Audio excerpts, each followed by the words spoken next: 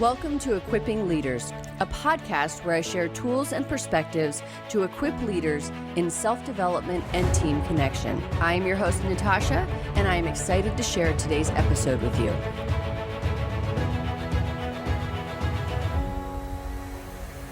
Thank you so much for joining me today. Can I have you introduce yourself and tell us your style of leadership? Sure, Natasha. First of all, thank you so much for inviting me to be on your podcast. I'm very pleased and honored. My name is Jorge, also known as Jorge Alzate. I lead a team of business analysts and project managers for PepsiCo R&D research and development. They are charged with managing our specification systems and software applications.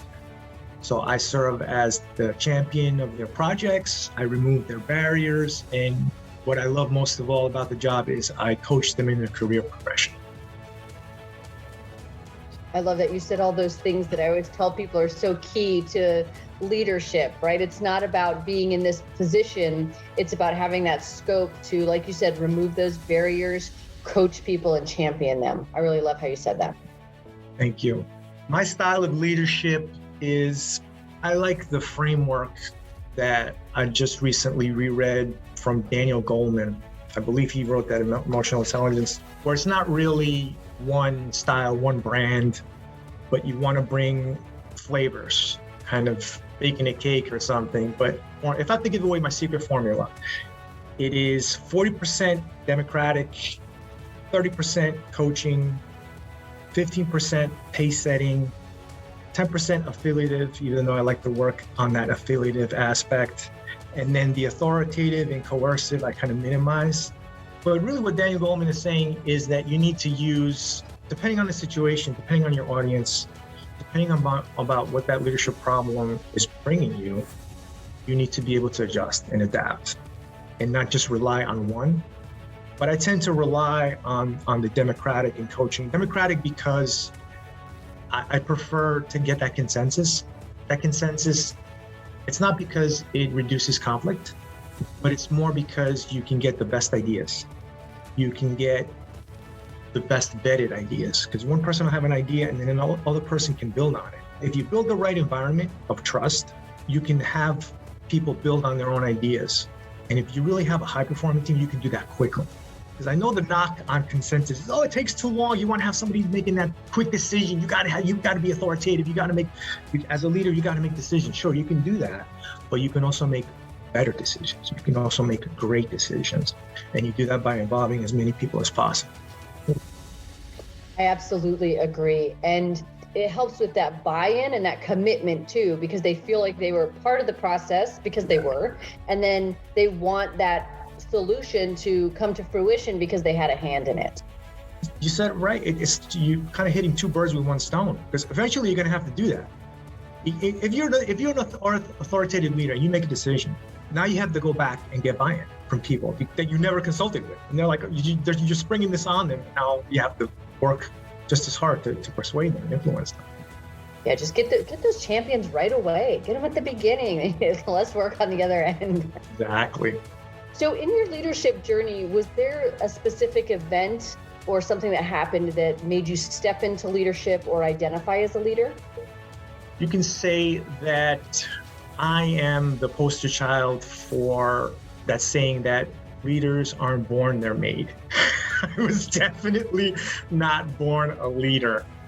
Not at all. I came into leadership very late in my career, late in life, however you want to say it. I was definitely not born a leader, and I knew that very early on. Where I think that I had this epiphany that I should be a leader, that I needed to be a leader, was about 10 years ago. A former boss of mine at PepsiCo R&D, we were having our performance review, the annual review, and I was complaining about not being promoted. I was complaining about not getting the best projects. I was complaining that a coworker that was new to the team had come in, and now he's getting all the projects and he's getting all the visibility. Is he going to get promoted before I am? What do I need to do? And I'm complaining about, and finally my boss just stopped me. And he was a very low-key guy, very knowledgeable, and he stopped me. And I could see that he was getting frustrated. And he said to me, hold on a minute. I hear you. I know I understand what you're saying, but have you ever considered that the reason you're not getting promoted, the reason that you're not getting put on projects is not because of your coworkers, but it's because of you? Oh, I was livid. I was so angry when he said, that night I went home to my wife and said, could you believe what my boss said? He said he's not going to promote you because it's my fault. It's not everybody else's fault. And I stewed for a couple of weeks. But then I thought about it and I realized it was an awakening. And I was 40 years old at the time. What he said to me, it was a bucket of ice water on me, because that I needed to change some things about myself. I needed to become first a leader of my own life before I could be a leader of others. And I was never considering being a leader of others, but I said, wait a minute, there's something missing. I'm missing something. I'm not doing things right. And it put me on a journey. And I know you like to say that we're all in a journey, right? And it did really, literally put me on a journey to examine my life. I repaired my relationship with my father that was secretly holding me back. 25 years, something that happened 25 years ago. I forgave him. I reconnected with him after 25 years of holding anger and resentment for no reason. You know what they say, that anger and resentment is like drinking a bottle of poison to hurt your enemy, right? I think it was Mandela that said that. And that's really what I was doing. And once I did that, I started realizing things and gaining more self-awareness. I don't know if you want to start recounting all the things that I did, but joining Toastmasters was one of the things that I did at that time, speaking about my struggles and my faults, my weaknesses, my failures, my challenges in front of a room of 40 strangers, every Saturday at a Toastmasters meeting can be very, I don't know how to say it, epiphanous. I don't know if that's a word, but it could be very enlightening, enriching to the spirit. So once I was able to build up that confidence and self-awareness, then I started to realize, I can do other things besides being a scientist, besides being a lab technician, besides being an analyst, besides being an individual contributor. And that's when I said, hey, I can manage projects. I can get a certification. I got certified as a project manager. I can get an MBA now, even though I'm almost 50. I'm going to go back to school with some 20-somethings and get my MBA in management. And I did that a couple of years ago. And started telling my boss, hey, what can I do to be a supervisor? Oh, you can mentor people. You can mentor junior team members. Really? I can mentor people? That I've done that in Toastmasters for the last 5 years. So I'm pretty good at it. So I mentored some junior team members, and people started taking notice of me. Hey, Jorge can lead people. He can lead himself, first of all. He can lead himself because he's led his career. Look what he's done in his career. So I started applying for internal jobs, and sometimes I would not get called. Sometimes I would interview and not get selected. But this past August, I applied for a job that was very different from what I was used to in quality assurance, very different from what I was used to in managing suppliers. It was about IT. It was about our software application that I knew nothing about. But I realized, hey, I don't need to be an expert because I'm just going to be leading experts. And if I can lean on them and show them that I trust them and I appreciate their knowledge, then I can do the job. I love that evolution that you just described, because it started with a leader having essentially a courageous conversation or a difficult interaction and honestly labeling something. And I appreciate your vulnerability and honesty too in the next moment where you're like, I was furious, but then I looked within and I realized that piece of leading yourself, because then you can better lead others. If you don't have yourself under control, how do we expect you to have anything else under control? And just that story arc. And I also like that you weren't like 15 when it happened, because I think that some people, like you said, like leadership comes when we're ready for it, when we're open to it and accepting of it. And that's when it really starts. It doesn't have to start, in our 20s. It can start at any point. Yeah, it's interesting that you say that. I'm a proponent of when the student is ready, the teacher appears. There's other people that kind of want to have that person that's pulling them and pushing them towards their goals. But there's different ways of getting things done. Being a master of yourself, of your own strengths and weaknesses, of your own course, that's where I've had the most satisfaction. Like, even though it's hard, there's a saying, some people need to try things that they're not good at over and over again before they can find what they're good at. So they have to kind of do things, and that, like, I've done that a lot. I've tried things out that I'm not really good at, but I had to do them. I couldn't just read about it or hear about others' experiences. I had to do it myself. While I love reading books and going to conferences and stuff like that, you can't read a book about courage and then be magically courageous. So you have to really see when the moment arises, can I step into it and actually use these things? And if it didn't work, that self-reflection of why didn't it work? And is this like something I need to abandon and try something new? Or was it just uncomfortable and I need to keep leaning into it because I just need more reps essentially to get good at it?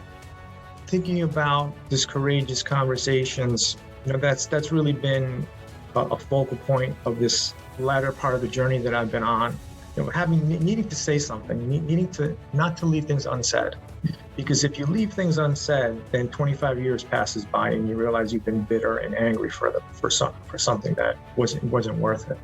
So I've had some courageous conversations using theory, using things that I read about in books and how you approach people to tell them that they should stop doing things, or that what they're doing is not helping. One of these courageous conversations was I had very recently, a few years ago with my previous boss. He was coming in. I was the leader of the team, my first team. I was giddy about it. They put me in charge of a team for the first time, and then he came on, replacing my boss. And he was closer to the team because it was in Mexico City, and I'm based in New York, and all the team was in Mexico City. So it seemed like he was closer to them. He wanted to take charge of them and take of their day to day, And I saw this happening, and some of them were telling me, "Hey, this is happening. He's coming to me directly instead of going to you." So I felt like I was being undermined, or at least I wasn't being given the chance to earn my paycheck, right? Because I'm the leader. So on one visit to Mexico City, I approached him about it. I wanted to tell him, I didn't want to leave things unsaid. I wanted to tell him that what he was doing seemed right to him, but to me, it was having this effect. It was creating this effect on me. It was creating a negative effect to my team because they'd given me feedback about it. And I needed to understand what it is that he was looking for and what it is. And I needed him to understand that what I needed to do was be in charge of the team and be accountable to him and not have my team be accountable to him. And I said these things to him, and I've never said anything. I told him, listen, this is so hard for me to tell you this, because I've never even said these things to my father. I've never spoken this way. And he really appreciated that. I was afraid that he was going to be angry. I was afraid that he was going to be hurt. I was afraid that he was going to be turned off and even make things worse. That was my biggest fear, was I'm going to make things worse by rocking the boat. But that's what courageous conversation is about. And I've heard you speak about this on your other podcasts. It's about emotions. If a conversation, the more emotions that you can evoke in a conversation, that it's courageous. But in the end, what ended up happening is he saw that I was somebody to be trusted, that I was something that you need to account for. And we spent about 2.5 years together, and we're friends, up to now. I mean, I've had some conversations with after the fact, and we trust each other. We can rely, and we've been so open with each other. One of the benefits of courageous conversations is even though it's hard in the moment, and it feels like you're breaking down, what happens is you end up build up trust. Now I'm kind of biased towards it. I'm kind of looking for that conflict because I know it can reap so many rewards and benefits if you have those difficult conversations, if you have that moment of conflict, of butting heads. You can't do it all the time. You can't do it with everyone. But if you find the right moment, I recommend it. And I like how you also talked about the part where it builds the relationship. So I know Susan Scott in her book, Fierce Conversations, talks about how those conversations are the relationship, and that's how you're building that with those interactions. And it's not always through these nice, soft, mutually agreed upon things that we're going through and everything's just lovely. People need to know that when things are the worst, you're going to be there for them and you're going to be able to say what the truth is, because part of leadership is defining reality for people. And so when you can do that in those toughest moments and they see you leaning into that, it not only is a great example for them, but it does make you trust the person who is leaning in so much more. Yeah, definitely. You rely on each other to define reality for each other. It's funny, I always talk about the elephant in the room. I don't like elephants. If you want to label me, I'm the elephant killer. I want to be that elephant killer. I even have like a Zoom background of an elephant in a conference room. Sometimes I put that up right before I have a conversation with my boss. I did that one time. Call out to Gerardo Flores in Mexico City. He has a lot of tolerance for my antics. So in this journey, as you've been finding your self-leadership and how you want to go about doing that, how have you found and looked for leadership development programs and communities? How did you go about looking for those and finding them? Yeah, I think from the moment that I joined Toastmasters, and it's funny because the reason I joined Toastmasters was that same boss. He said, I have the right technical skills, but I don't have the social skills. I don't have the people skills. So I was looking for something to do to bolster my people skills, my ability to engage with others. And I saw that our company had a Toastmasters club and I joined it. And I realized, wow, going there every other week, it really is helpful because it's not a one-time thing. So I had this example, this experience of that's something that worked, that I tried and it worked, of immersion. It's not just a one-time thing.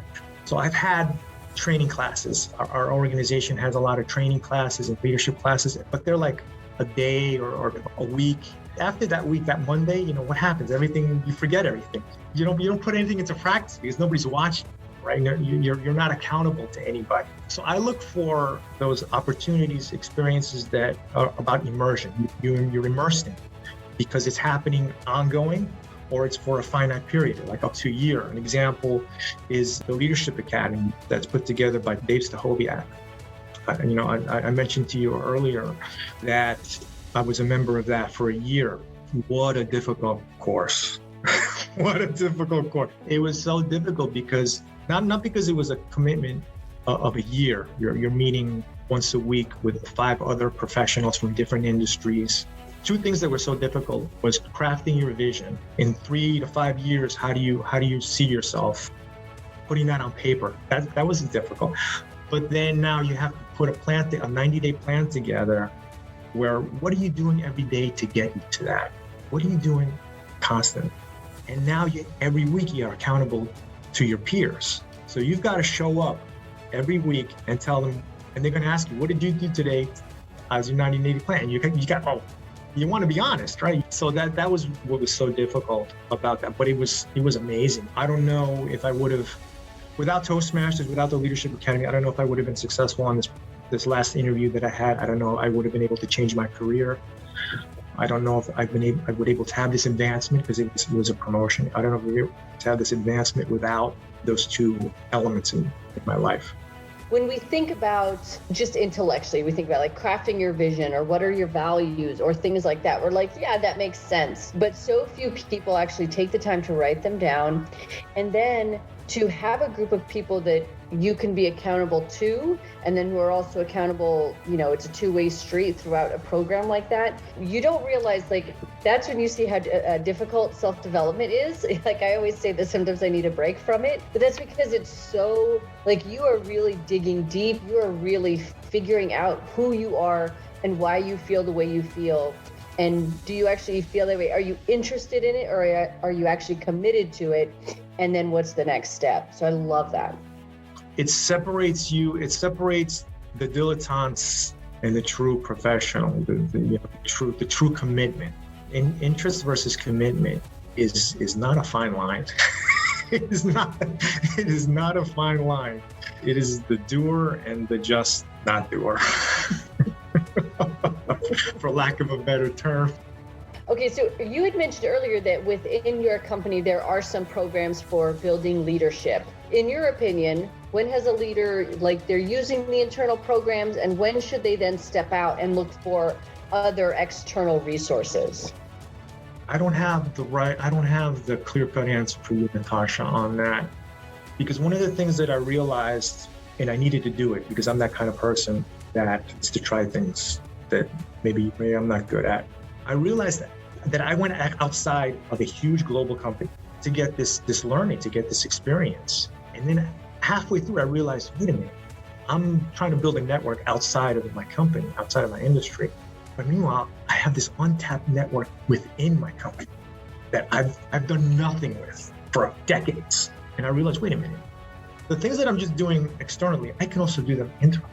So that's when I started doing that. I started reaching out to people, to senior leaders.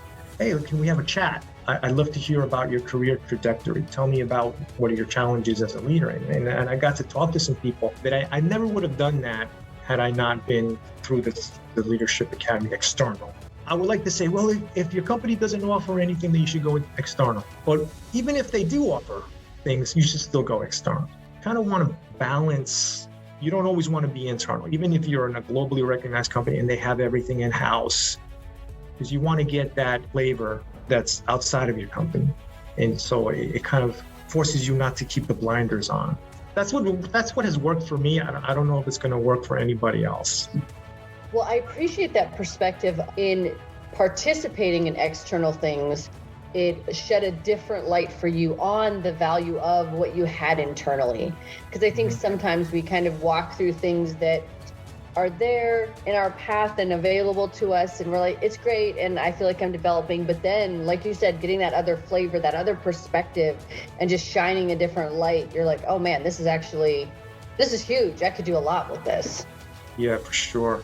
I mean, I don't know if I would. I think I'm ready to stay internal for a while to get a little bit more embedded in the network that I have in my company. I'm still a member of Toastmasters. I'm a member of 3 clubs. Two are in PepsiCo and 1 is outside. So that I think is going to feed the fire that I have for external leadership type courses. I love it. And so for people who don't really experience the difference between different types of Toastmasters club, what is valuable to you about a corporate club versus like a regular club from a certain district or area? It's kind of like a microcosm of what happened to me with the Leadership Academy and the PepsiCo network, where in the corporate clubs, you're obviously have something in common with everybody because you all work at the same company. You might even work in the same function. So there's an expectation that you all speak the same language. The community clubs, the non-corporate clubs, it is so different because now you have people in different industries. You have retired people, you have non-working people from all walks of life and experience that know nothing about your corporate life. That forces you to use different skills that you wouldn't use in a corporate club. My Toastmasters experience has been so varied. I joined Toastmasters not to be a better speaker. Oddly enough, most people join, I want to work on public speaking. I didn't. I didn't. I joined because I wanted to develop my social game. I wanted to be a better socializer because I'm an introvert. I don't take comfort in being around people, with large groups of people. I prefer the one-on-one. I've taken on volunteer leadership within Toastmasters for different reasons. Most recently, I was the division director. It's a volunteer position. It's a really high level leadership position. And I did it specifically because I knew that certain times of the year, we change out volunteer leaders every year. You get area directors, division directors, district directors, and some of them are more motivated than others. I wanted to have the opportunity to coach someone that wasn't motivated, to coach someone that wasn't showing up, that wasn't doing what the rule book said or what the guidebook said you need to do. And I got that opportunity to have, again, courageous conversations in a safe way. And I wanted to see how I performed in a volunteer organization outside of the corporate environment. Toastmasters is a safe place to try things. So I did that last year, and it was great. It was tough, it was difficult, but it was rewarding. It's also interesting because Toastmasters is a volunteer organization. So there's a different level of influence and persuasion that you have to have as a leader when you're leading volunteers and helping them do certain things versus leading people who, not to be dramatic, but like their job is on the line, right? Those are two very different motivations, where a volunteer could just be like, okay, bye. but instead keeping them, but also helping them grow. Definitely. I mean, taking someone to task when they're not showing up, when they're not doing the job, it's a different style that you need to employ. I was pointed about asking this person, he kept responding to me. I kept asking him, you need to submit the report, visit your clubs, and he would respond to me, yes, I know, I'll do it. I'll be sure to do it. And I kind of stopped him. I said, you've been saying that you're going to do it, but then you haven't done it. Do you think that you performed the way that your other fellow area directors have performed? I wanted to hear it from him, and he said no. So then what you've been telling me is not accurate. From then, he was a little bit better. He started submitting the reports, and he started visiting some of the place. It wasn't perfect, but I saw that I had the effect, and I wasn't just going by the numbers. I wasn't just checking a box. I actually tried something different. Because when you're a volunteer, like you say, when you're a volunteer organization, it's easy to tolerate poor performance because they're not getting paid, right? So the easy thing to do is okay, just ignore it. And sometimes that happens in organizations. You ignore poor performance because it's hard. It's hard to confront people. The situation arises where you need to let someone go. Nobody likes to do that because it's a hard road. Well, and I love the example within Toastmasters, just because it is a volunteer organization, but you had a pattern that you could point to when you started to push a little bit on that person. Unfortunately, you didn't have to slam into them and make it dramatic, but sometimes that's what people need is they don't realize their own patterns. And so that's another place where those courageous conversations come into play, because it could truly be a blind spot for someone. They are not aware that this is how they're showing up. So when we can even say that, that's the other piece where it can be uncomfortable for us and all these emotions come up, but it could turn out really good, like it has in several of your examples, which I love. Yeah, it's definitely uncomfortable. It's definitely uncomfortable. I don't enjoy those type of conversations in the moment. It's kind of like working out at the gym. I don't like working out at the gym. It's annoying, throwing around weights. But the effects after are really good. Regardless of what level a leader is at, why do you think it's important for someone to continue to invest in their leader development? I don't know if it has to do with the imposter syndrome that I know I have. I'm one of those people that has to have, every year I need to get a new certification. Every year I need to take a course. I'm a lifelong learner. You'll see on I've got a bunch of acronyms after my name on LinkedIn because I'm proud of having earned a degree, an MBA or a PMP, whatever it is. But then there's some leaders that don't do any of that, but they're still good leaders. They have 1 4-year degree and, they're director, senior director, and wow, they don't worry about that. If you are a leader that does pursue that, the benefit not only to you, but to those external to you is you show them that you're setting a pace for yourself. That's the pace setting aspect of leadership, that you want to be as excellent as possible for your own development so that they see that example. Hey, George got to this level. He used to be there and now he's to this, and this is how he did it. This is how he did it. So that's a possibility. So it's something to consider. Could I do that? Should I do that? If I wanted to do that, I could, and I could get a positive benefit from it. But also, maybe I don't need to do it. Maybe I just need to keep regular talking to people, put my head down, working hard, and then understanding my environment that way. Do you think leaders should continue to seek out development, education, that type of curious?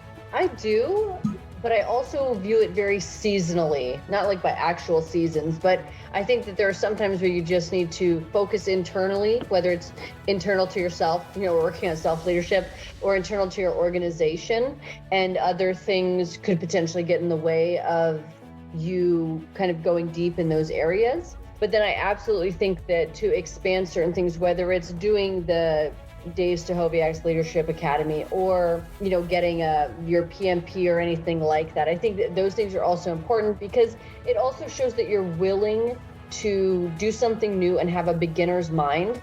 And I think that reflects really well on people, not only because it shows that you can continue to learn and do new things, but that you understand what it's like to be new to something. You understand what it's like to learn something. And it's not what you learned 25 years ago in college.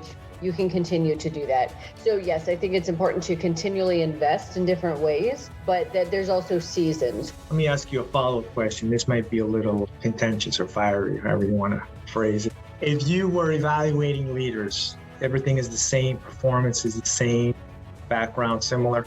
The one difference is leader A, MBA, leadership course, this and that, reads 350 books a year, like some people I know. And leader B, same exact thing, same performance, none of that. Had one 4-year degree, 15 years ago. Is there bias there for you, or are you able to separate that? If I'm being completely honest, I think internally, yeah, there's some bias there.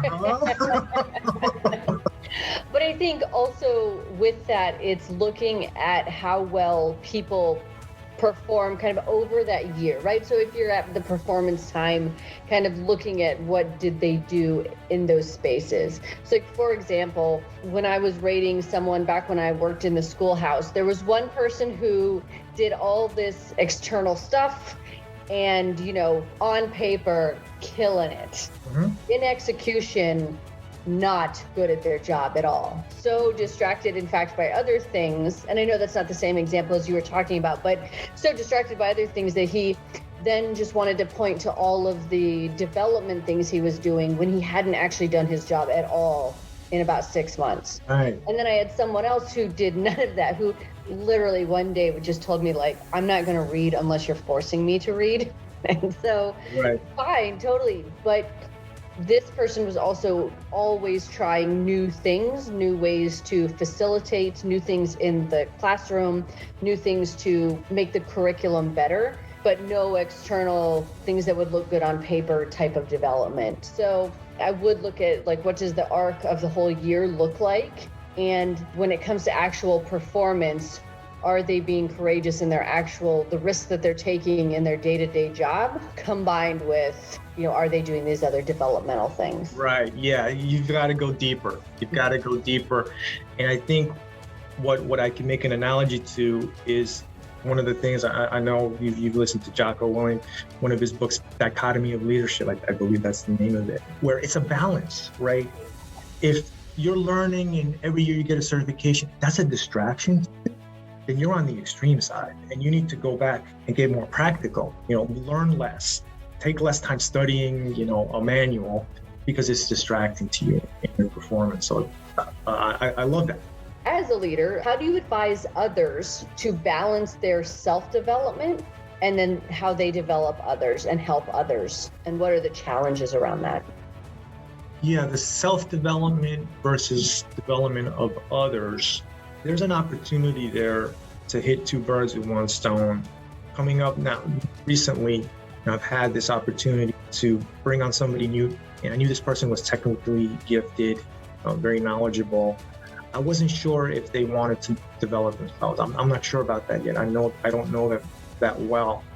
But there's an opportunity to have this person coach another person on my team, develop her into a business analyst. I thought, wow, let's see if they can develop themselves by developing others. Let's see if that is a goal that they have. And it turned out to be yes. And actually, this conversation just happened today. It seems like if you can frame it different ways, like I'm telling you to do this, not because you need to develop yourself as a leader, but maybe it's about what you want. And maybe you want to give back because somebody helped you in your career. Somebody helped you get to where you are now. And now you want to give back to that by bringing somebody on. So that in essence, you're really developing yourself as a leader, because that's what leadership is about, is helping others grow. And sometimes when we do, again, seasonally, right? Like sometimes there is this immense focus that we do put on other people. But also, I know John Maxwell talks about the law of the lid, that you can only help others develop as much as you've developed. So there's that somewhat obligatory development that we do in order to be better leaders and developers of other people. You can only develop as much as you developed. For sure, that's a limit that one needs to be aware of, especially when you're coaching and mentoring. And that's when you can be open to having that person go to other people. And being that bridge, that connection to other leaders that can help that same person. And then that's how you build a network. Yes, because we don't all have the same strengths. Yeah. And so if I know that maybe I'm really biased about something, or I don't have a strength in a certain area and someone approaches me, I am more than happy to lean on my network and my peers. And I know they feel the same, that they'll throw something or, something my way that I can just provide different, better insight into.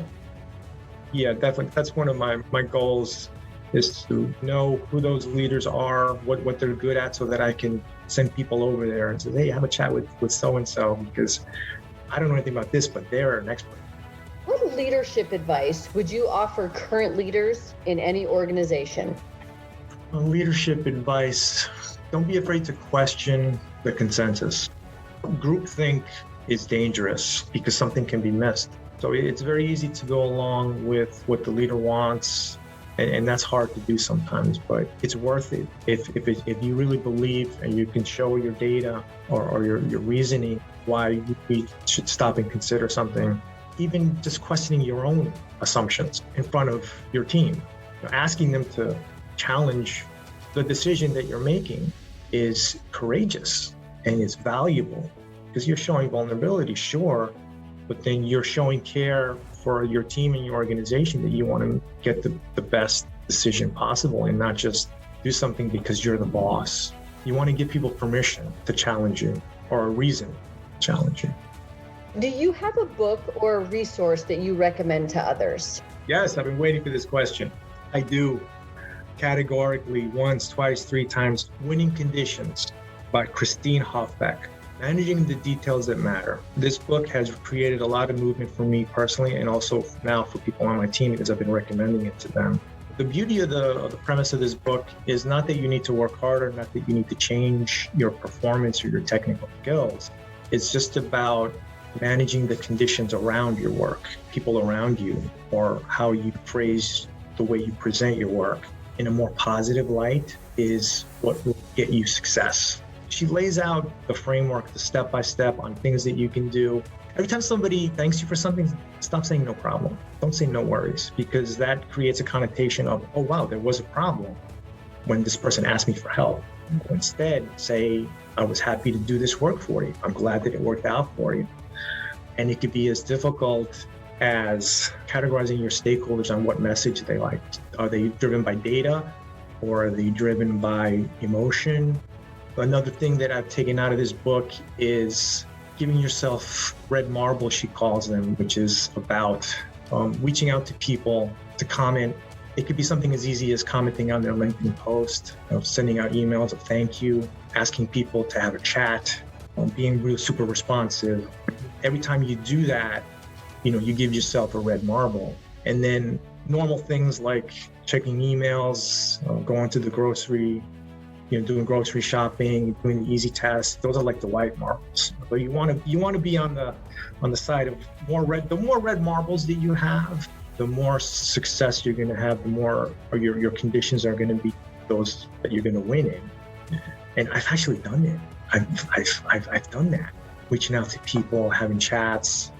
People start seeing, oh, this is someone who's really proactive. This is someone who's engaged. This is someone who's motivated.